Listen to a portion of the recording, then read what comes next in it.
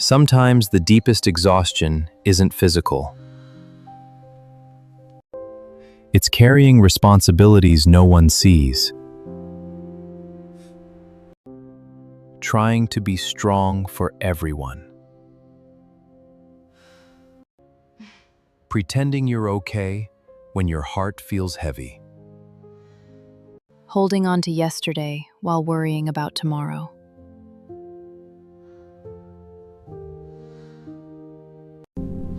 That kind of tiredness can't always be solved with another cup of coffee or another weekend off. Many wisdom traditions remind us that caring for ourselves isn't selfish, it's necessary. Reflection, quiet moments, meaningful relationships, and practices that help us slow down can become part of a healthier life. Healing doesn't always begin with changing the world around you.